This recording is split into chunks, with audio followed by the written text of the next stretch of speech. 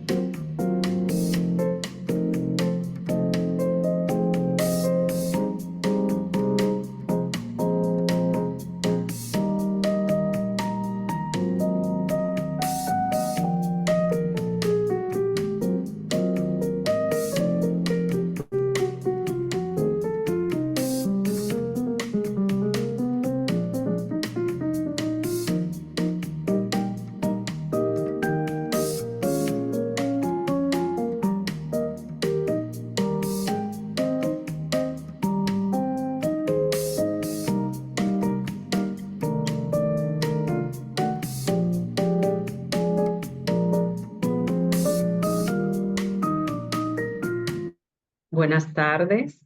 Gracias por acompañarnos en otra actividad educativa. Gracias por siempre decir presente, por ser parte de este espacio, con su diálogo, con sus preguntas, sus inquietudes. Sean muy bienvenidas todas las personas que están aquí en esta sala de Zoom. En este mes, pues, Casa Abierta está de fiesta. Estamos celebrando nuestro 50 aniversario. Entonces, en el día de hoy, antes de pasar a presentar nuestra facilitadora, una invitada internacional, vamos primero a darle paso al director ejecutivo de Casa Abierta, que nos va a poner en contexto con esta celebración del 50 aniversario de Casa Abierta. Adelante, Juan Radamés. Muy buenas tardes, gracias a Teresa y gracias a los amigos y amigas que siempre nos acompañan en estos viernes educativos de Casa Abierta, que en este periodo, en este mes de julio, dedicamos a las actividades del 50 aniversario.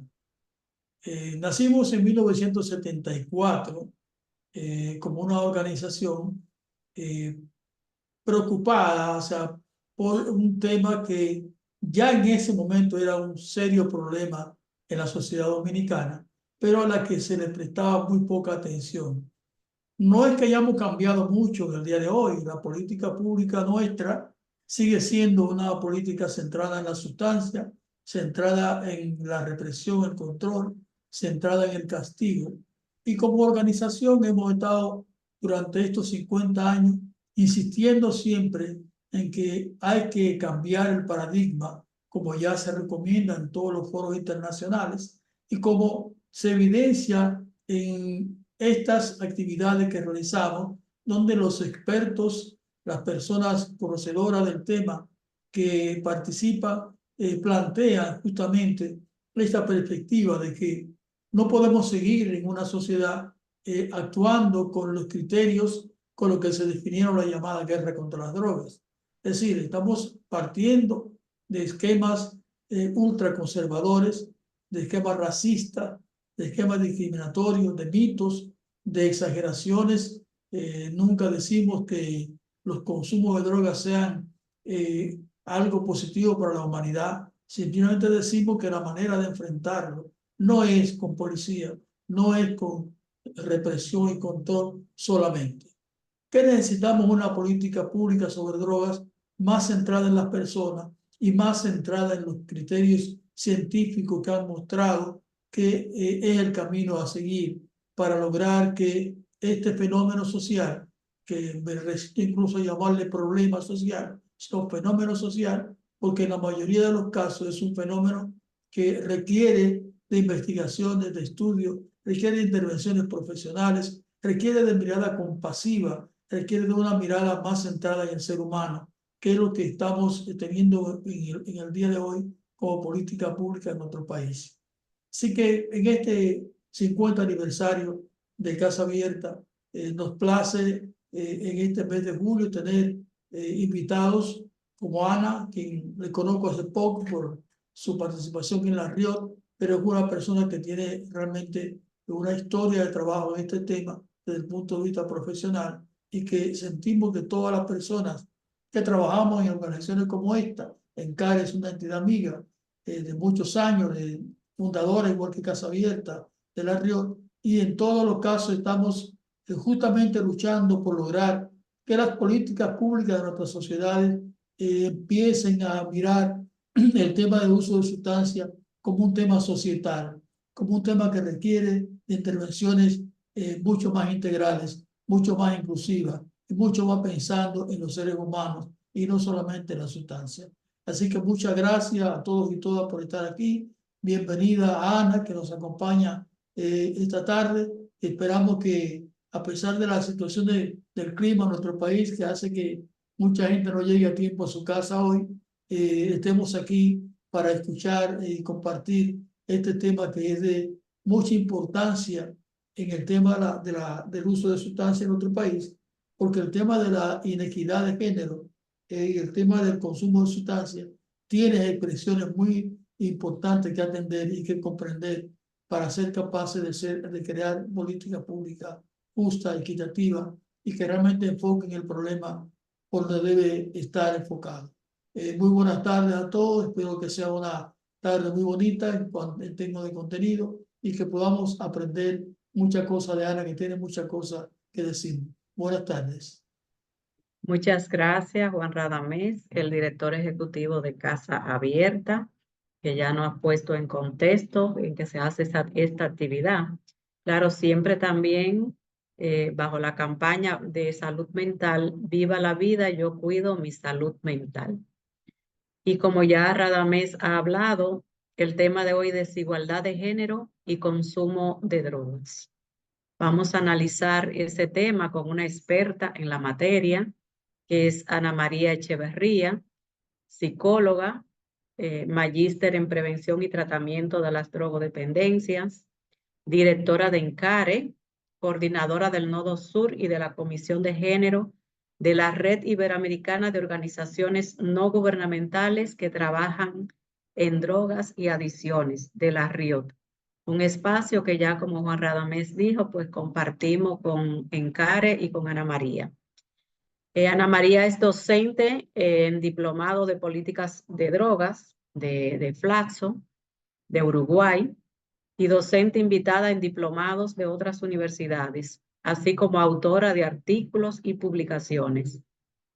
Una gran ser humano, comprometida con el tema, una aliada de Casa Abierta, a quien agradecemos su compañía en el marco de la celebración de nuestro 50 aniversario. Un lujo poder tenerla en este primer día de actividades educativas que se hacen en el marco del 50 aniversario de Casa Abierta.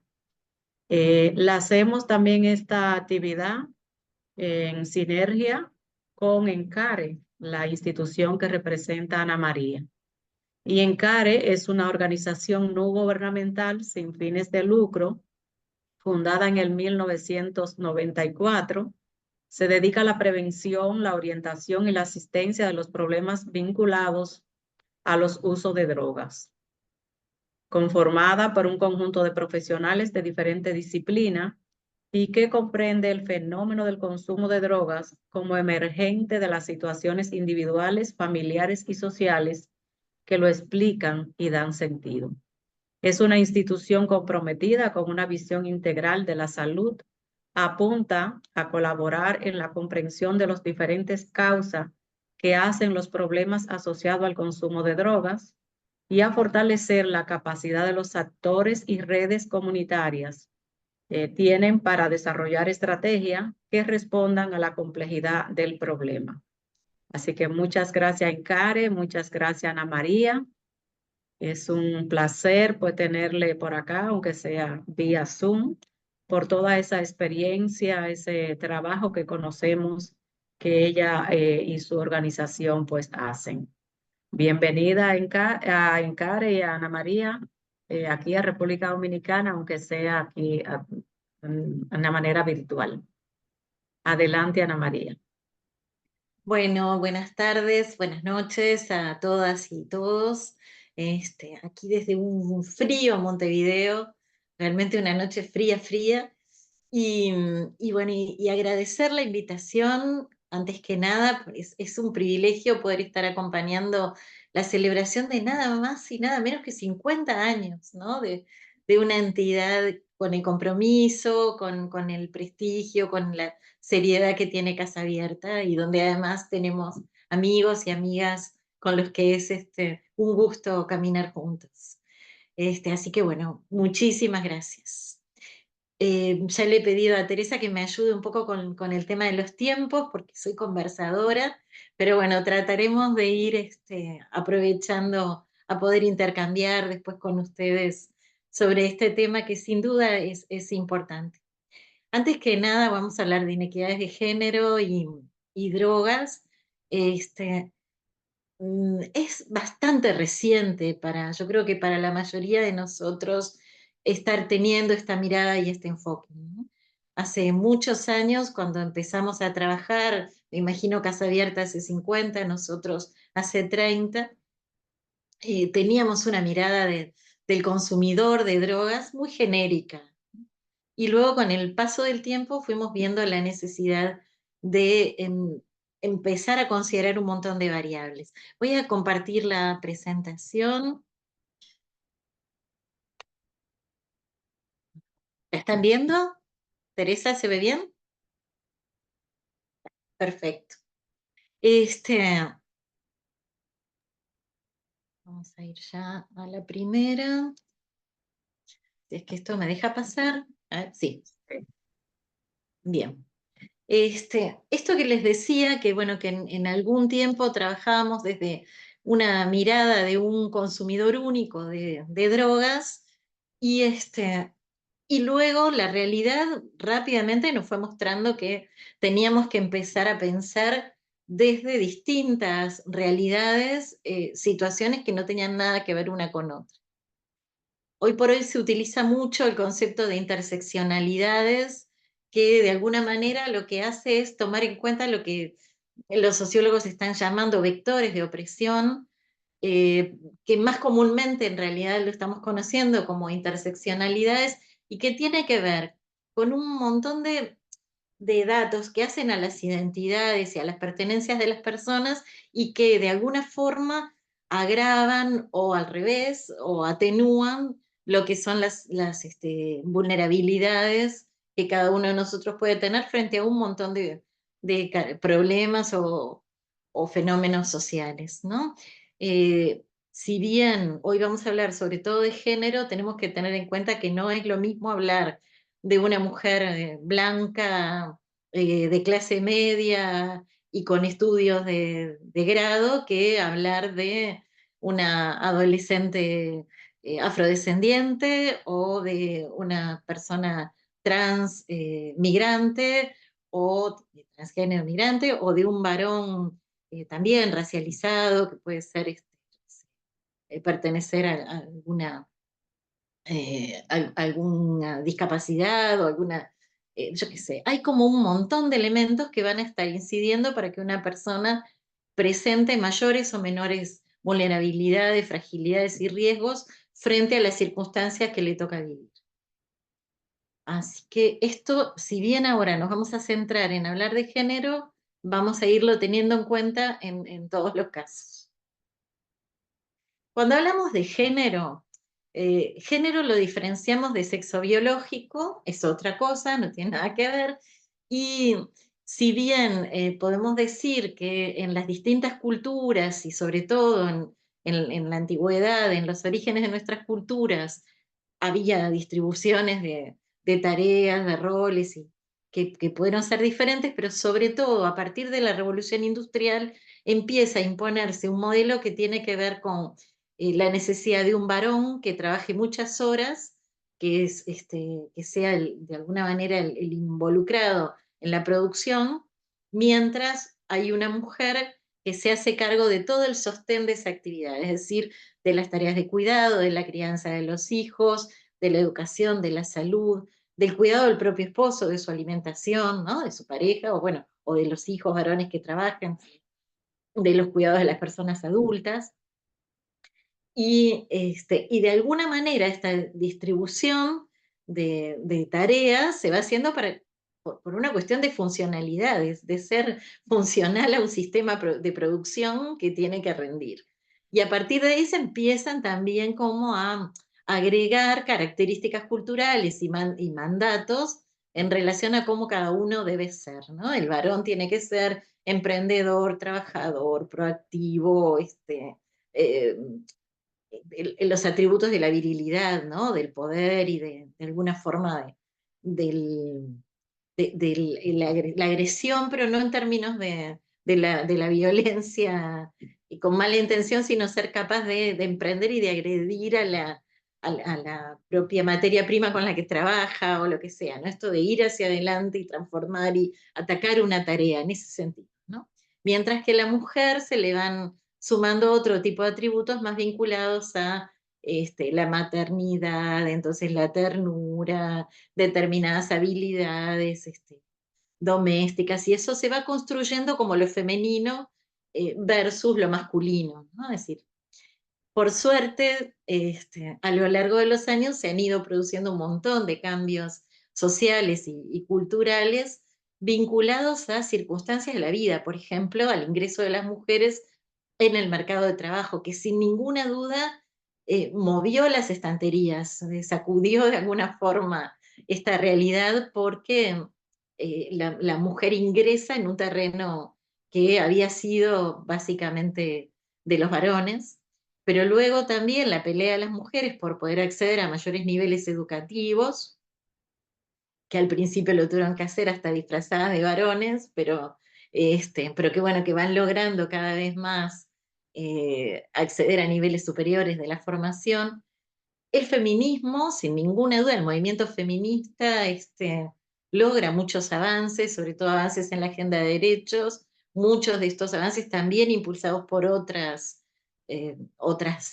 demandas organizadas, ¿no? Como por ejemplo las diversidades sexogenéricas, es decir, las poblaciones LGTQI+, este, y frente a todo esto, también la aparición de lo que se dice se ha dado a llamar las nuevas masculinidades, y que tiene que ver con que de alguna forma la masculinidad tradicionalmente entendida es puesta en cuestión, y a partir de ahí muchos varones empiezan también a interpelarse y a construir otras formas de ser varones. Cuando hablamos de inequidades, vamos a nombrar acá las que son como principales. No quiere decir que no haya en otros terrenos. Pero lo primero, en relación a la pobreza, en América Latina la pobreza es femenina. Sin ninguna duda, los hogares de jefatura femeninos tienen niveles de pobreza mucho más altos en el continente que los hogares donde hay jefatura masculina. En América Latina, la pobreza tiene cara de mujer y de niños. Esto se vincula a muchas cosas, ¿no? Las mujeres tenemos mayor dificultad de acceso al trabajo, la desocupación es más alta en las mujeres y en los jóvenes, pero además tenemos inequidades en relación al salario. A igual tarea, las mujeres recibimos menor remuneración. Esto está estudiado, los economistas lo tienen mucho más claro, de lo que yo puedo transmitirles hoy, pero en muchos casos a lo que se debe o cómo se justifica o se explica es que, bueno, las mismas tareas a lo mejor tienen distintos cargos, distinto nombre del cargo, y eso hace que las mujeres reciban menor salario, ¿no? Esto hace también, se vincula también con lo que se ha dado en llamar los techos de cristal, que lo pongo por ahí abajo, es un nombre medio extraño, pero que tiene que ver con que las mujeres tienen posibilidades de ascender hasta determinados lugares y no mucho más. ¿Por qué? Bueno, porque es complicado, dirían, ¿no? En los discursos, va a ser madre, va a tomar licencia, cuida a los hijos, va a faltar, ¿no? Y esto hace que muchas veces no se les asignen determinados cargos o roles. Pero más allá de esta dificultad del techo de cristal, las que igual pueden ascender reciben menor remuneración. Otra de las brutales inequidades tiene que ver con que las mujeres hemos ingresado al mercado de trabajo hace ya muchos años, pero mantenemos la principal carga de trabajo no remunerado. Básicamente lo que solemos llamar los cuidados están mucho más a cargo de las mujeres, aún en los sectores donde ha habido como más cambios, por ejemplo, algunos varones jóvenes universitarios que empiezan a querer asumir algunos de los roles vinculados al cuidado, de todas maneras, igual investigados, el número de horas que las mujeres y los varones dedican a tareas de cuidados en el hogar y a tareas vinculadas a lo doméstico, sigue siendo muy diferente. Es muchísimo más alta en las mujeres que en los varones.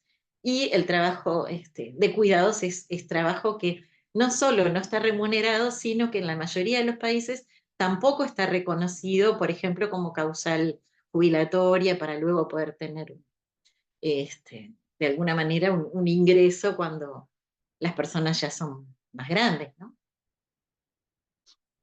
En el otro gran tema, tal vez el más importante, el central en relación a las inequidades, son las inequidades de poder.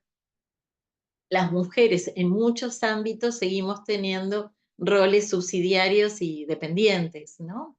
Hace un rato, antes de empezar esta actividad, conversábamos con Teresa sobre el panorama político en mi país y yo le decía, acabamos de salir de un proceso de elecciones internas de los partidos, lo que otros países llaman las primarias, para integrar las listas que van a presentarse a fin de año en las elecciones nacionales y ganaron los varones.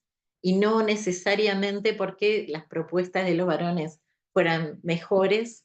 De hecho, yo diría que en algunos casos el perfil y las propuestas de algunas de las candidatas mujeres era extraordinariamente bueno, pero todos los mecanismos por los cuales fueron censuradas por el hecho de ser mujeres, ¿no? Eran tremendos. Las mismas características que en un varón se consideran valores, en las mujeres son, por ejemplo, lo que en un varón es carisma, en una mujer es una histérica, ¿no? Cosas así. Entonces, en los roles de poder, las universidades, por ejemplo, que son espacios intelectualmente más progresistas y más abiertos. No sé cómo es en Dominicana, pero en muchos de nuestros países, aún en las carreras de matrícula femenina o de matrícula más feminizada, en el caso nuestro, por ejemplo, psicología es una carrera donde la mayoría del estudiantado somos mujeres, pero bueno, nuestro decano es un varón. Y esto sucede en muchísimos ámbitos de la educación, del trabajo, de la política, ¿no? Donde los cargos de poder, los CEOs de las empresas, ¿no? Los CEOs de las empresas suelen ser varones mayoritariamente, y las mujeres asumimos o se nos asignan roles subsidiarios y dependientes. Es muy gracioso, pero en las reuniones siempre se espera que la que tome las actas o los apuntes o ese tipo de cosas sea la mujer, o la que sirva el café sea la mujer, más allá de que muchas veces esa mujer sea una profesional universitaria, o sea una persona con una trayectoria laboral muy importante o lo que sea, ¿no? Pero hay algo en las representaciones de género donde todavía hay una cuestión jerárquica muy fuerte. las mujeres en términos de inequidades y acá también quiero hablar de las disidencias sexogenéricas, o sea, de las personas con identidades de género no binarias, sufrimos múltiples violencias de todo tipo, ¿no? La violencia en el ámbito laboral, en el ámbito de lo político, la violencia física, sobre todo en los ámbitos intrafamiliares, la violencia psicológica y económica, patrimonial, muchas veces quien controla el gasto, el dinero en la interna del hogar es el varón. Bueno, hay como múltiples niveles de violencia, pero además es muy fuerte todo el tema de los cuerpos de las mujeres como un espacio que genera niveles de respeto muchos menores que los de un cuerpo masculino, ¿no? Las mujeres no subimos al transporte público tocando las colas de los varones, pero sí pasa que los varones se sienten muchas veces con derecho de tocar la cola a una mujer, ¿no? O de, si vamos por la calle, decirnos cosas que nos violentan mucho en relación a lo que pueden ser nuestros físicos, ¿no? Cosas así. Los cuerpos femeninos son un territorio en el que se libran muchas batallas, también por el control, por ejemplo, y todo este tema de lo que es la interrupción voluntaria del embarazo, es claramente un territorio donde no es, se discute mucho, digamos, la posibilidad de decisión que tienen las mujeres en relación a esto. En algunos países hay leyes de interrupción voluntaria del embarazo, en otros no, pero sigue siendo un tema de debate. Y los cuerpos de las mujeres son trofeo de muchas batallas, ¿no? En las situaciones de violencia, de guerra, de situaciones de terrorismo de Estado, las mujeres son violadas, son abusadas como trofeo de guerra, ¿no? Entonces, sin ninguna duda, si hablamos de inequidades, acá están de las más dolorosas. Y el estigma, después hablaremos un poco más sobre esto, pero el estigma como un mecanismo de control. Cuando nos desviamos de los mandatos de género establecidos, somos fuertemente estigmatizados. Esto corre también para los varones y para las disidencias y para las mujeres, pero sin ninguna duda en el caso de mujeres y disidencias esto es mucho más fuerte. Para que tú no pretendas invadir un territorio que no es el que te pertenece, para que tú no tengas conductas que no son las esperadas, el estigma es un mecanismo de control más fuerte a veces que la intervención del propio Estado, de la represión o de lo que sea. Ahora, ¿cómo vamos a vincular todo esto con el tema de las drogas? Este, las drogas, decía Teresa cuando hablaba de encare, nosotros de alguna forma nos planteamos a las drogas como emergentes, a los consumos de drogas como emergentes de las situaciones por las cuales las personas, los colectivos, las sociedades podemos llegar a tener problemas en los modos de consumir, en las relaciones con las sustancias, etcétera. Igual que Radamés, consideramos que no se trata del problema de las drogas, que no tienen problemas, sino que las personas, cuando tenemos problemas, uno de los mecanismos por el cual canalizamos ese malestar, esas problemáticas que tenemos, uno de los mecanismos es a través del consumo de sustancias. También hay consumo de sustancias que no son problema, no sé, yo tomo mate todas las mañanas, acá los uruguayos andamos siempre con el mate, y eso no nos genera un problema, ¿no? Y bueno, y hay esta posibilidad, acá tomamos de repente una copita de vino, ustedes creo que son más del roncito o alguna otra cosa, ¿no? Pero en una fiesta o en una cena no necesariamente constituye un problema, pero los problemas de las personas muchas veces los malestares se canalizan recurriendo a las sustancias. Y no es igual cómo nos vinculamos las mujeres, los varones y las disidencias, por lo menos desde tres puntos de vista. Uno que tiene que ver con qué sustancias consumimos y de qué manera, y cuáles son los malestares, o sea, todo lo que tiene que ver al uso, al consumo de drogas, ¿no? ¿Cuáles son los malestares que canalizamos a través de las sustancias? Otro aspecto en el cual también se manifiestan las inequidades en lo que tiene que ver con los roles distintos que en la cadena de la oferta. Y un tercer punto es la accesibilidad a programas y servicios adecuados que podemos llegar a tener de acuerdo al género al que pertenecemos. En el caso de las mujeres, yo estoy yendo muy rápido después para poder tener después un rato para intercambiar y conversar sobre estas cosas. En el caso de las mujeres, algunas características, más allá de la diferencia que se establece por lo que decíamos, ¿no? Los otros cortes, si hablamos de mujeres ricas, de mujeres pobres, de mujeres blancas, de mujeres aborígenes, de mujeres afro, de mujeres jóvenes o de mujeres viejas, adultas, mayores. Acá nos gusta decir viejas y vejeces en Uruguay, no como algo despectivo, sino todo lo contrario, como algo muy cariñoso. Este, en la mayor parte de las mujeres vemos una mayor prevalencia del consumo de drogas legales y, o sea, muchísimos psicofármacos.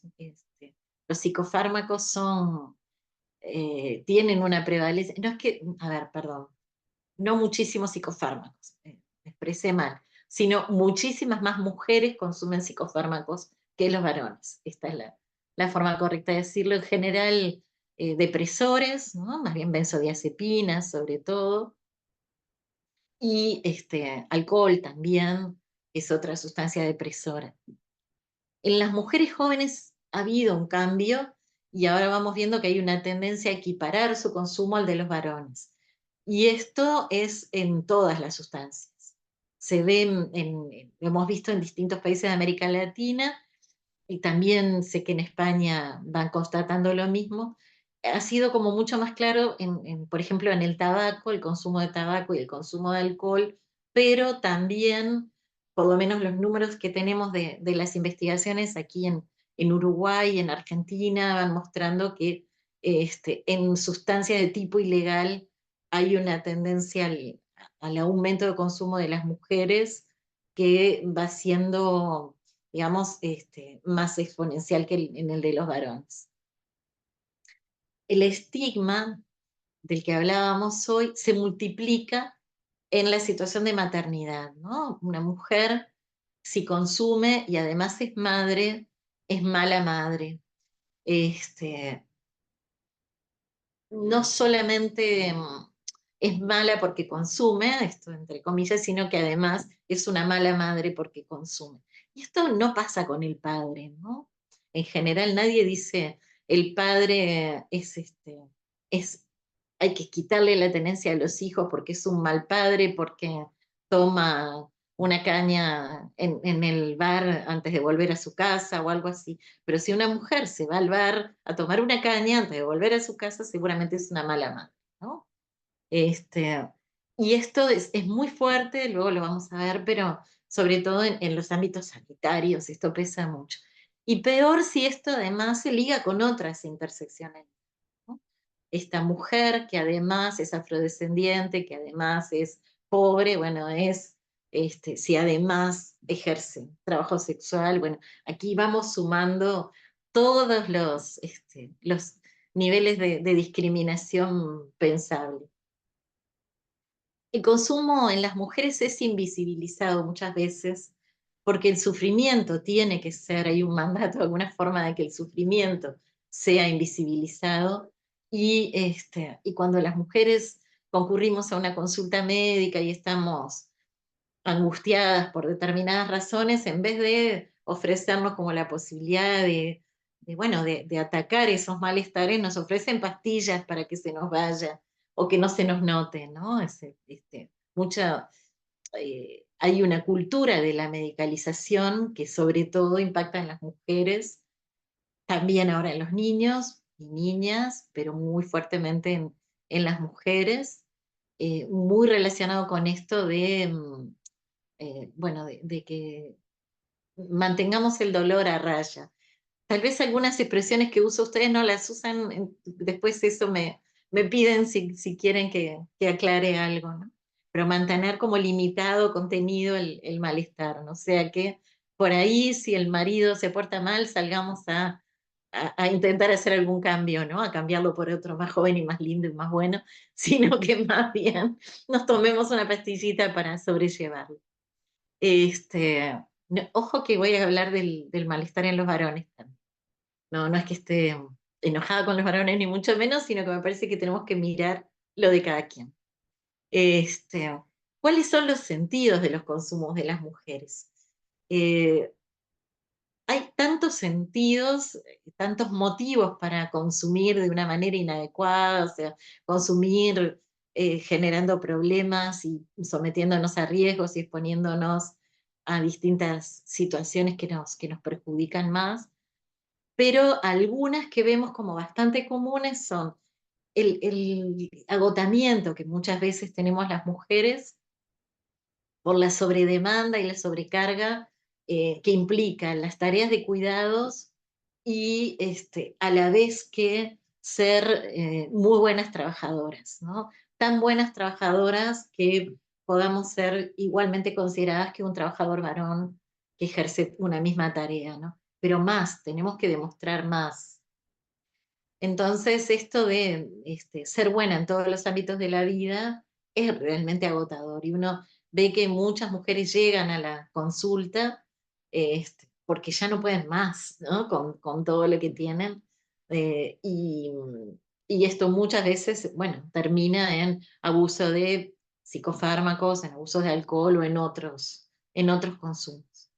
En esta misma línea las tensiones que hay, decíamos, en el desempeño entre lo privado y lo público. O sea, tenemos que, por un lado, ser muy buenas en el ámbito de lo doméstico, ¿no? Es decir, cuidar a todos, ocuparnos de todos, ser buenas madres, ser buenas esposas, tener la casa en orden, pero a la vez también tenemos que adecuarnos a determinados mandatos, tenemos que ser delgadas, parecer jóvenes, ser eficientes, tener también como todas estas actitudes que se esperan de lo femenino, ¿no? Aunque todo esto implique olvidarnos de nosotras mismas, no tener tiempo para, no sé, si queremos hacer un deporte, ejercicio, ir al cine, leer, lo que sea, y resignar las cuotas de placer que pueden tener todas estas actividades que nos gustaría, ¿no? Poder realizar. Se espera. Ahora yo creo que por suerte en mucho hemos ido cambiando, pero todavía se sigue esperando mucho más que la mamá sea la que se sacrifica, que la mamá sea la que se queda, la que no sale, la que, no sé, un montón de cuestiones vinculadas a esto de ser abnegada. Encontramos en la mayor parte de los consumos de sustancias graves, encontramos condiciones de vida ligadas a la violencia. Por un lado hablamos de violencia sistémica porque vamos a encontrar ejercicio de la violencia contra las mujeres yo qué sé, en el sistema de salud, en el sistema educativo, en las formas en que se estructuran muchos aspectos de la vida social, pero especialmente es en el ámbito intrafamiliar donde tiene un impacto más doloroso sobre las personas y también las violencias en el ámbito de lo laboral, la violencia política, la violencia sexual y muy frecuentes historias de abuso sexual. ¿Qué hacen acá las drogas? En algunos casos las drogas ocupan el lugar del trauma, de lo que no puede procesarse, no se puede decir, no se puede tramitar adecuadamente, y en otros casos es la manera de soportar, de tolerar algo que se está viviendo. Ayer en otra actividad una compañera que trabaja también con mujeres consumidoras de contextos de mucha vulneración, nos decía, porque vamos viendo ahí un aumento, acá también, en Uruguay también hay un aumento enorme de las mujeres en situación de calle, y decía, es que muchas veces las mujeres prefieren la violencia que sufren en la calle antes que seguir tolerando la violencia intrafamiliar, la violencia de sus parejas, la violencia de sus padres, de un hermano, los abusos, en el ámbito donde uno debe ser querido y cuidado y en cambio es maltratado y abusado. Y luego también tolerar las condiciones de vida ligadas a la exclusión o al sometimiento. Y acá esto tiene que ver con las interseccionalidades, ¿no? Las condiciones de vida de las mujeres en la pobreza, no tener techo, no tener comida para los hijos y para ellas, no tener eh, posibilidades de cuidar la salud, de cuidar el cuerpo, no sé, muchísimas cosas que a veces uno dice, bueno, claro, ¿no? Si no consumiera drogas, ¿cómo haría para seguir cada día soportando las cosas que está viviendo, ¿no? Hace poco una mujer con la que trabajo me decía que ella, bueno, en realidad está en situación de extrema exclusión, que ella su problema, y lo sabemos, ¿no? Tiene que ver con el uso totalmente descontrolado de psicofármacos, pero que a veces también consume pasta base de cocaína. Y eso es cuando tiene que recurrir a estrategias de trabajo sexual para poder comer, para tolerar el hecho de tener que ejercer el trabajo sexual, consume una droga más fuerte, digamos. ¿Qué pasa con los varones? Decíamos hoy, en el caso de los varones, por un lado aparece la exigencia de que cumplan en forma adecuada con el rol de proveedores, ¿no? El varón que no puede llevar el plato de comida a la casa se siente muy frustrado, realmente muy devaluado, muy devalorizado. Es casi como que, bueno, no sirve, ¿no? Es decir, es muy doloroso para los varones muchas veces el hecho de que sea la mujer la que aporta el ingreso principal porque ellos han quedado sin trabajo o lo que sea.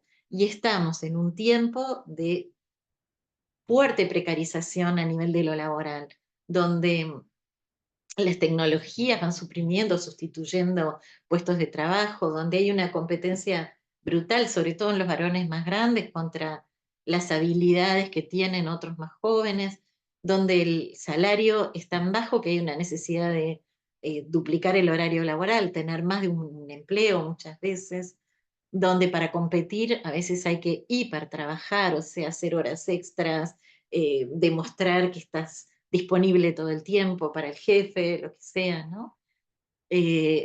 Sufriendo siempre, bueno, no solo la pérdida del trabajo, sino muchas veces la amenaza, ¿no? Esto de el sentirte en riesgo de perder el ingreso, el no poder, en muchos casos a determinada edad, retirarse, jubilarse, porque lo que se cobra de renta, a ver, lo que se cobra, acá le llamamos jubilación, no sé bien si ustedes también usan el mismo término, pero bueno, lo que uno cobra de seguridad social cuando deja de trabajar es tan poquito que no alcanza para pagar a veces ni siquiera la renta de la casa, el apartamento, ¿no?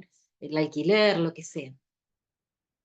En, no cumplir con estas expectativas de proveedores, digamos, tiene costos psicológicos muy altos, ¿no? A veces nos encontramos con varones que de repente toda la vida trabajaron, que tenían un uso social del alcohol y que cuando pierden el trabajo desarrollan un alcoholismo, por ejemplo, porque el sufrimiento por no poder cumplir con su rol es altísimo. Por otro lado, esto lo notamos mucho en los jóvenes, en los varones, en lo más, como característica de la masculinidad, está en la exigencia de demostrar valor, esto de pelearse, de no permitir que el otro lo avasalle, ¿no? Entonces, el espíritu transgresor, ¿no? El dominio, el mandar, el poder, todo esto. Aquí están pasando cosas tremendas, como que se organizan peleas callejeras donde se convocan los jóvenes a pelearse. Uno no sabe por qué, pero bueno, hay que pelear, ¿no? Es encontrarse para pelear. Y estas peleas y este ejercicio del valor muchas veces se refuerza usando drogas estimulantes, ¿no? Sobre todo las cocaínas en esta zona, al menos del Cono Sur. Son consumos que exaltan esta capacidad de ejercer la violencia, la vivencia de poder y les sacan el miedo, ¿no? De alguna forma espantan el miedo que muchas veces sienten frente a las conductas transgresoras o violentas que puedan estar vivenciando. Por otro lado, los varones tienen un mandato de no demostrar, los varones no lloran, ¿no? De resignar y de ocultar los afectos. Ahora, por suerte, los varones tienden más a darse un beso, un abrazo entre sí con los amigos, pero en una época los padres no daban un abrazo a los hijos o un beso muchas veces porque no era propio de lo masculino, pero los afectos existen, están dentro nuestro, entonces si no salen, sea llorar, la angustia, el cariño, la necesidad de que el otro te dé un abrazo, en algún lado todo esto está, ¿no? Y por algún lado va a salir. Y a veces sale a través del uso de sustancias. Y de vuelta, igual que decíamos para las mujeres, todas las violencias ligadas a la exclusión, a los los diversos vectores de opresión que las personas sufren, ¿no? La cuestión de lo racial, de la discapacidad, de bueno, todo esto. Los niveles de estigma y de autoestigma. Aquí vemos muchas veces, como digo, aquí me refiero en general, no a Uruguay, pero muchas veces nos encontramos con chicos que sienten que no valen nada porque eso es lo que se les ha transmitido, ¿no? Que son aquellos que cuando venimos por una acera y los vemos venir, cruzamos a la otra porque tienen como un aspecto sospechoso de alguna forma, ya hay el estigma con el que cargan porque se visten de determinada forma o tienen tatuajes o yo qué sé, hace que les tengamos miedo.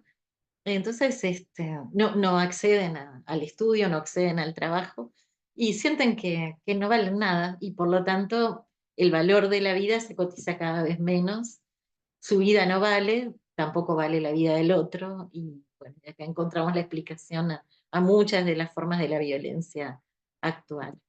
Y en el caso de las disidencias sexogenéricas, imagínense el sufrimiento psíquico que implica para alguien el rechazo en su ambiente afectivo más cercano, más importante, pero además lo difícil del proceso de reconocerse diferente, ¿no? De haber nacido chica y sentirte varón o a la inversa, y atravesar todo ese proceso de ajenidad y de sentirse raro, ¿no? Bueno,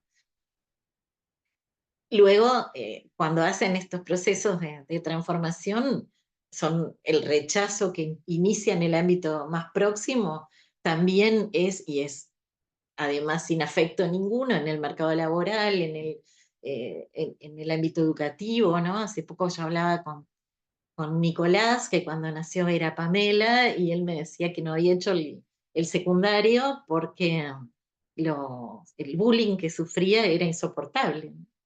El rechazo en los ámbitos de socialización, cuando alguien bueno, que nació varón o que nació mujer intenta integrarse en un equipo deportivo, además de los aspectos reglamentarios que a veces se lo impiden, aparecen cuestiones como cómo va a ir al vestuario de las mujeres si tiene pene, aunque se sienta mujer, pero cómo, ¿no? No puede ser, y bueno, y así, o los raros que se sienten mirados, ¿no? Mirados como raros cuando van sea, al cine, igual al teatro, lo que sea. Y bueno, y esto de quedar en contextos y en situaciones de extrema exclusión hacen que muchas veces las estrategias a las que recurren estén vinculadas a lo ilegal, sean el trabajo sexual y el narcomenudeo, la venta de drogas en pequeña dimensión. Acá lo voy a decir bien rápido. En los teleteatros y en algunas novelas vemos que hay una reina del sur que es la jefa del cártel. En la vida real, los jefes de los cárteles son varones y las mujeres básicamente son mulas o tienen tareas de microtráfico en el ámbito de lo doméstico, ¿no? Mujeres que quedan solas a cargo de los hijos y que no tienen mucha posibilidad de inserción en el ámbito laboral y a la vez poder pagar por el cuidado de los hijos, y entonces venden pequeñas cantidades de drogas en sus casas, pero además muchas veces amenazadas, ¿no? Es decir, en América Latina tenemos un aumento brutal del encarcelamiento de mujeres por pequeños delitos de drogas y muchas veces son obligadas, ¿no?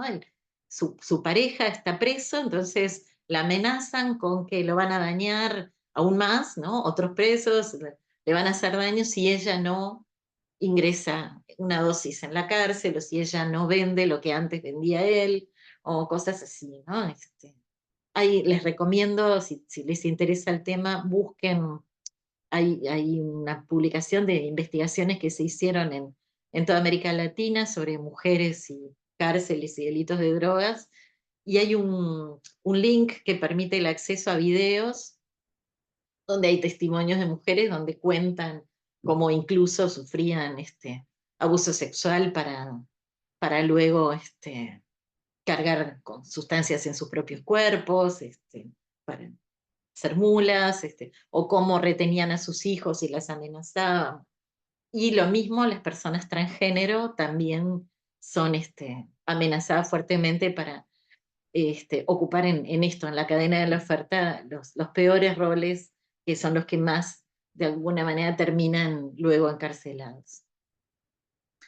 La accesibilidad a atención en el tema de drogas es absolutamente diferente.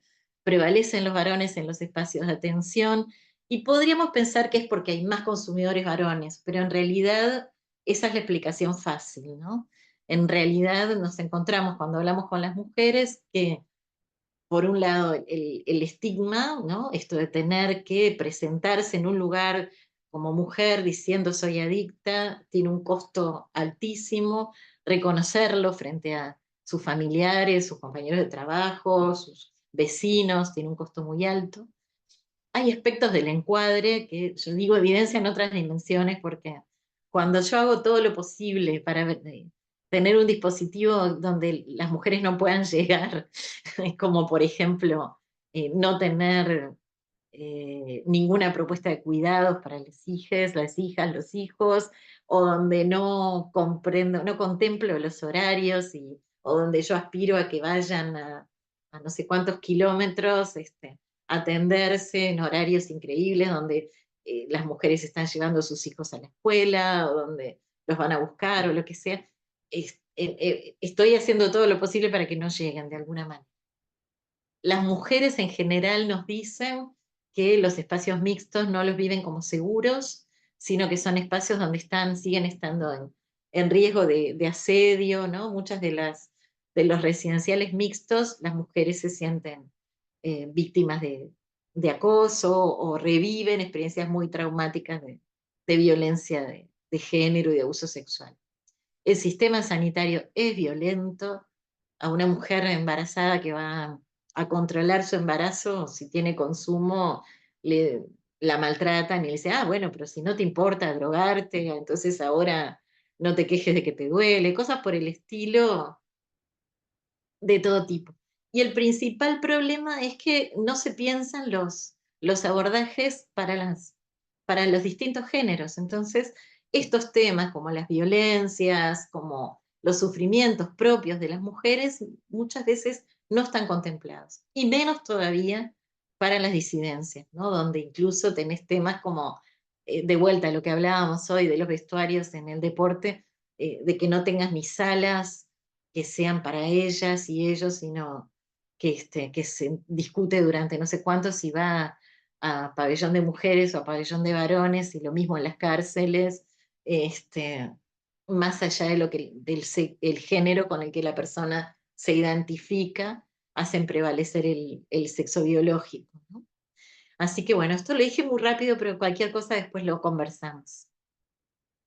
Del estigma ya hablamos, pero bueno, valorar de alguna manera las consecuencias que tiene el estigma en cuanto a que el estigma impulsa la discriminación y la violencia contra el discriminado.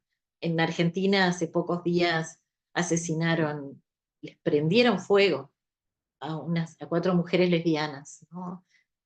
Porque bueno, el estigma de alguna manera fue tan grande que generó un odio que se transformó en una violencia de este tipo, ¿no? Capaz de matarlas prendiéndolas fuego.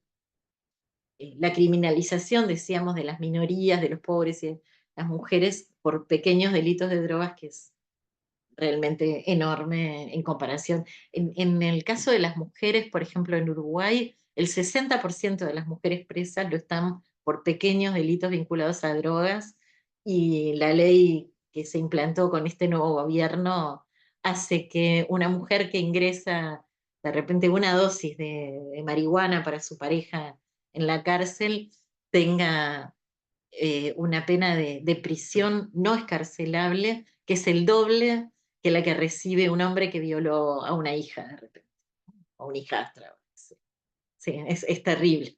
Sí, y hace meses y meses que dicen que lo van a cambiar, pero no lo cambian.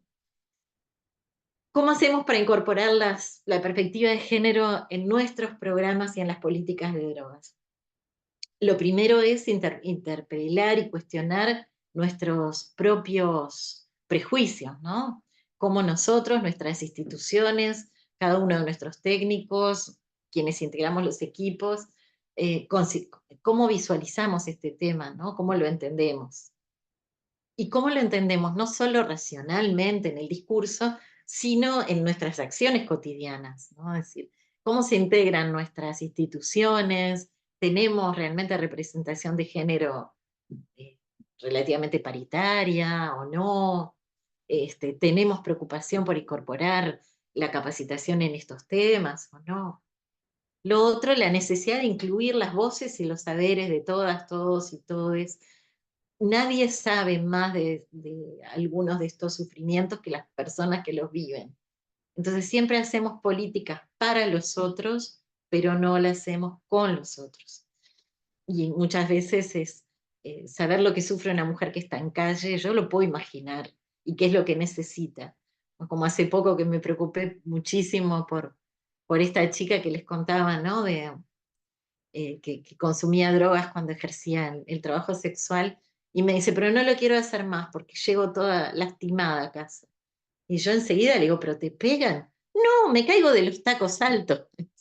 Entonces esto, ¿no? De cómo uno ni se imagina a veces cuáles son las cosas. Esto es un ejemplo muy tonto, ¿no? Pero que a veces no nos imaginamos y no entendemos cuáles son las cosas que viven y que les pasa. La capacitación de los equipos, ¿no? La formación, aspectos del encuadre, pensar, ¿no? Cuáles son los horarios, hay un lugar donde puedan ir los niños, los hijos, espacios seguros, protegidos de la violencia, del asedio, del acoso, del maltrato, y esto de poder incluir contenidos a trabajar que tengan que ver con las necesidades de las personas, donde puedan conversar de lo que les pasa, lo que están sufriendo en el encuentro con los técnicos y con los pares. Y una última cosa, les cuento que en la RIOD hicimos una pequeña matriz, no la vamos a trabajar, pero que es para que podamos en nuestras instituciones preguntarnos si estamos incorporando o no la perspectiva de género en la entidad, si nos capacitamos, si estamos sensibilizados en relación al tema. En cuanto a la voluntad política, le asignamos tiempo, presupuesto, recursos, el personal vive, digamos, y trabaja con condiciones de respeto a las inequidades, a las diferencias.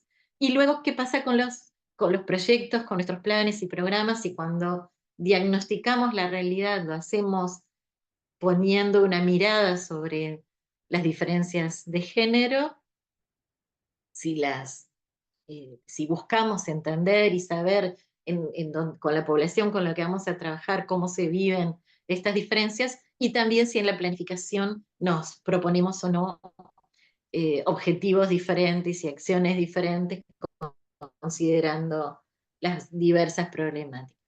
Sobre esto, la Comisión de Género de la RIOD está a disposición para trabajar la guía con los equipos que quieran y que precisen. En suma, bueno, las cosas que ya hablamos, imprescindible incluirlas en las miradas porque van a expresar distintos niveles de sufrimiento. Las representaciones hegemónicas de género eh, generan malestar en las personas, en las mujeres, en los varones, en las personas de sexo no binario, y una ética de respeto a los derechos de las personas requiere que en nuestro trabajo tengamos en cuenta y consideremos cómo impactan estas inequidades en la vida de las personas, con la dureza y la violencia que de alguna forma implica en la vida de cada uno, y que podamos incluir en nuestras propuestas esta mirada y estas dimensiones, escuchando de alguna forma lo que el síntoma del consumo problemático de drogas nos está diciendo sobre estos sufrimientos. Y bueno, dejo por acá para que podamos ahora conversar y bueno, Teresa nos dice un poquito cómo seguimos. Muchas gracias, Ana María. Muy completo, cumpliendo las expectativas de lo que teníamos con este tema. Cómo abarcaste diferente, pues, el género, no solamente a la mujer, sino cuáles son, digamos, lo que afecta, cuáles son las desigualdades que afecta y tiene que ver con el consumo de sustancias. Que todos los programas, las políticas institucionales, pues deben ser consideradas y sobre todo en políticas públicas que tienen que ser considerados para hacer un abordaje adecuado. Muchísimas gracias. Ahora es el tiempo de poder compartir, de poder expresar, ¿verdad?, lo que piensan sobre este tema que se ha planteado, y también poder hacer preguntas, aprovechar que tenemos una experta aquí desde Uruguay, un privilegio, para poder discutir estos temas, para poder analizarlo. Hay algunos comentarios en el chat y nos dice que las mujeres que consumen drogas tienen múltiples embarazos y carecen de salud, alimento y pasan muchos sufrimientos. Ese es un comentario de una compañera aquí de Casa Abierta, de la sede de San Francisco específicamente. Verónica nos dice que tanto ella como sus hijos sufren mucho. En la escuela, los niños son víctimas de bullying o les hacen bullying a sus compañeros cuando está en esta condición, pues la familia, la madre de manera particular. Otra compañera, alguien que quiera levantar la mano, que quiera pues hacer alguna pregunta, un comentario, pregunta de las personas que están acá en esta sala de Zoom. Bueno, agradecimiento también en el chat y las felicitaciones a Ana María. Y pregunta si puede comentar alguna propuesta en relación al sistema educativo y de salud en torno a este tema. Esa es una de las preguntas que tienen desde las redes. Sí, tenemos, ahí hay un tema que es quiénes hacen las políticas y qué miradas tienen, ¿no? Yo creo que estamos en una época donde hay como un avance en la región de algunas miradas muy conservadoras y que plantean que el enfoque de género es una ideología que hay que perseguir y que lo que hay que privilegiar es la familia y ese tipo de cosas, cuando en realidad eso es un disparate, ¿no? Hablar de género no es hablar de una ideología, no es lo mismo hablar de género que hacer planteos que sean anti-varones, ni mucho menos, ¿no? Sí, ni antifamilia, ¿no? Pero esto ha dificultado sobre todo el trabajo con enfoque de género en el sistema educativo. No es muy sencillo, digamos. En algunos países se ha ido como incluso eliminando alguna literatura porque se considera que no es adecuada. Por ejemplo, ¿qué pasa con las familias donde los niños de pronto tienen dos mamás o tienen dos papás? Entonces, esto parece que ya no se puede trabajar en la escuela, así que no está siendo sencillo. Yo creo que tanto en el ámbito de la salud como en el ámbito educativo, lo primero es esto que decíamos, ¿no? Cuestionarnos, pero sobre todo capacitarnos, formarnos para trabajar en esto. Concretamente en el ámbito de la salud, que hay muchísimo por hacer y que en muchas veces más vinculado a la sensibilidad de los equipos o de las personas que eh, de las instituciones, digamos, pero hay algunos avances en cuanto a poder tener policlínicas de la mujer o otros tipos de escucha, ¿no? Pero bueno, digamos que todavía hay mucho por hacer. Y yo creo que entre las cosas pensar, de punto de vista de lo que es la estructura, tener espacios adecuados, horarios adecuados, encuadres que permitan esto, que las mujeres puedan incluirse, estar, participar, pero sobre todo abrir mucho la mente a poder trabajar temas que van más allá de la droga. Ya no se trata de si lo que está consumiendo es tal sustancia o tal otra, sino sobre todo por qué las consume, qué cosas hacen que no pueda vivir su vida sin este bastón que es la droga para muchas de ellas, o también para las personas de otro género, lo mismo. Así Creo que es. necesito alguna So, mano por ahí. trabajar, sí. No veo una mano. A ver, creo que, bueno, Juan Radamés estaba aplaudiendo. No sé si Ah, luego quiere hacer un comentario, pero ciertamente es muy complejo el tema como tú lo estás planteando en nuestros países.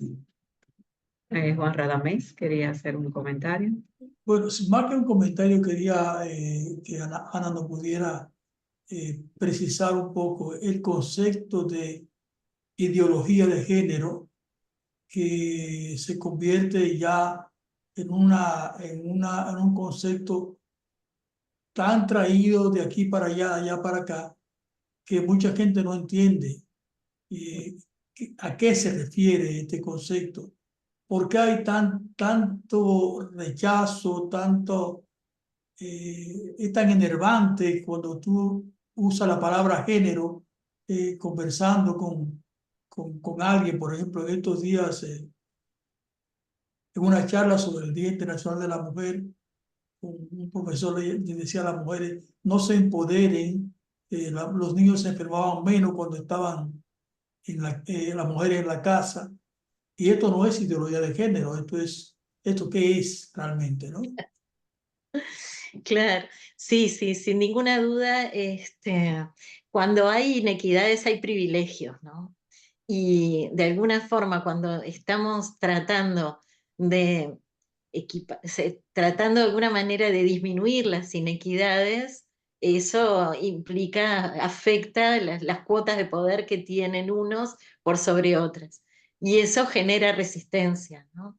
Genera mucha resistencia, de pronto, puede ser en los varones que se les diga que las mujeres tienen determinados derechos también en el hogar y bueno, también acá hay muchas otras cuestiones, las culturas, las religiones. Imagínense que, por ejemplo, en los países musulmanes la situación de las mujeres es mucho más compleja, o en determinados ámbitos donde hay eh, muchos menos derechos todavía en el caso de las mujeres en relación a los varones. Pero yo creo que el problema es que el discurso de género toca en un punto donde a muchos les duele. Y no digo, no creo que sea tanto a los varones, yo creo que el enfoque de género le hace mucho bien a la mayor parte de los varones. Es muy bueno porque lo que busca es que todos estemos en igualdad de condiciones y nos sintamos mejor y que nos relacionemos desde la igualdad de derechos y no desde la imposición de los derechos de uno por sobre la de los otros. Pero no todo el mundo está dispuesto a compartir derechos, sino que para algunos es, es mejor tener la sartén por el mango, como decía María Elena Walsh, la escritora y música de niños, tener cuotas de poder y de dominio por sobre otros. Y una de las cosas que es como muy cuestionada justamente son las leyes de, que tienen que ver con la violencia de género. Acá en Uruguay, por ejemplo, teníamos una ley que era más o menos buena, pero a la que no se le daba presupuesto. Entonces, al no dársele presupuesto era lo mismo que la ley no existiera. Pero aún así la cuestionan. ¿Y qué es lo que cuestionan? Que se crea en la palabra de la mujer, que haya primero, que se crea la palabra de las mujeres y de los niños, sobre todo, y que esto implique que muchas veces haya como una cautela o una protección del niño. Entonces, si el papá está denunciado como violento y como golpeador y todo lo demás, entonces, bueno, ¿no? Hay una cautela respecto a que el niño viva o no viva con el padre, o que o que lo vea de qué manera, si lo tiene que ver en presencia de otros o cosas por el estilo. Esas cuestiones son muy resistidas. Es muy resistido el discurso de la paridad en política. Este, los varones no quieren paridad, quieren seguir siendo la mayoría de los parlamentarios, ¿no? Sobre todo los varones grandes. Yo creo que los varones más jóvenes ya vienen con otra mirada, van creciendo en otra cultura, pero al menos acá en esta región que tenemos políticos muy viejos, en general, están todos muy atornillados a los sillones, ¿no? Y a distintos cargos, no solo en la política partidaria, sino que quienes dirigen el fútbol, quienes dirigen los deportes, quienes dirigen, no sé, la educación, ¿no? Cuesta mucho ceder espacios. Entonces, ¿qué se hace? Se, se estigmatiza, digamos, esta lucha por la equidad, se la estigmatiza con este discurso de que esto es una ideología que viene a destruir la familia. Ese es el discurso de la ideología de género, de alguna manera es cómo se expresan las resistencias a distribuir mejor el poder, estigmatizándolo con esto de esto es antifamilia. Es terrible, en el fondo lo que es la lucha contra la igualdad. No sé si por ahí queda, Juan, te queda más claro lo que estoy diciendo, si es confuso. No, sí, sí, claro, claro que sí. Gracias, Ana. No, por favor. Muy claro. Ana María, otra persona quizá quiere participar y aprovechar esta oportunidad que tenemos contigo. Están como calladitos, calladitas ahí, pero sí, ha sido muy interesante todo lo que nos ha planteado de ver esta diferenciación necesariamente para hacer programas de prevención, programas de tratamiento. Hay que tener esta perspectiva, estas diferencias, reconocer la interseccionalidad, o sea, con qué población estamos trabajando para que los programas puedan tener mejores resultados. En varias sesiones que hemos estado trabajando, bueno, y sobre todo que responda a las necesidades de cada ser humano, ¿no? Con sus diferencias. Hemos estado haciendo conclusiones en este sentido, de que la prevención necesita trabajar la masculinidad positiva o la nueva masculinidad, como se le quiera llamar, que también es necesario ver, tuvimos otra presentación de los efectos que tiene en el cerebro el consumo de sustancias, cómo afecta en la niñez, sobre todo. Es importante saberlo, es importante saber cómo afecta todo lo que tú nos has contado hoy, cuáles son los determinantes más sociales, más asociados a las mujeres por el rol asignado, así como cuáles son los determinantes para poder de los varones para poder trabajar en lo que son los factores de protección y los factores de riesgo de cada población específica. Así que ha sido un gusto poder tenerte en este conversatorio que ahora se sube al canal de YouTube y entonces podemos repasar, podemos volver y analizar. Así que te mandamos un poco de calor de aquí para que esa noche sea más tibia por lo menos, porque aquí calor sí hay en República Dominicana. Así que un Bueno, gusto. muchísimas gracias. Y muchas gracias a Muchísimas. las personas que han permanecido en esta sala de Zoom.